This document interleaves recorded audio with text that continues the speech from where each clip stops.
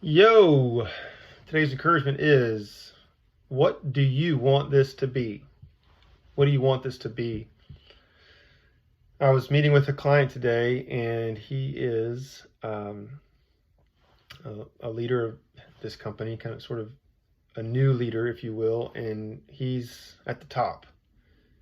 And there's a ton of autonomy within his role. And been working on this question: what do you want this to be? What kind of leader do you want to be? What do you want this role to be? How do you want to hold this space?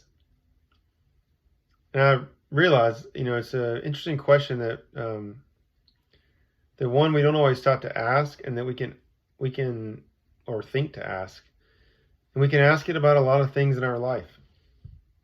And for it's one of those things that we think about, or maybe we thought about it a little bit, or we think we know, but giving it some real thought, asking the question and really sitting with it, not something we always give ourselves time to do. So for example, like, what do you want your marriage to be? What do you really want it to be? What do you want this vacation to be? What do you want your relationship with your kids to be? Small business owners, like, what do you want this to be as you step away from the eye of the storm and involved in everything? Like, why did you do this, and what do you want this to be now if you have choice? What do you want this role to be? So I want to encourage you to maybe pick an area. Maybe pick an area that's particularly important to you, or pick an area that has been particularly stressful for you. You've got a good idea what you don't want it to be. What bothers you. And it's like, well, I don't have any control over this because I have a boss, or because so-and-so, this, that, and the other reason why I have no choice.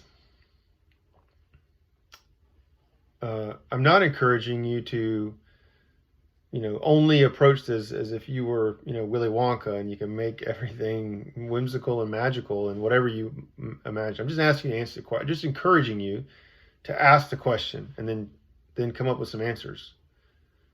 What would you like this to be?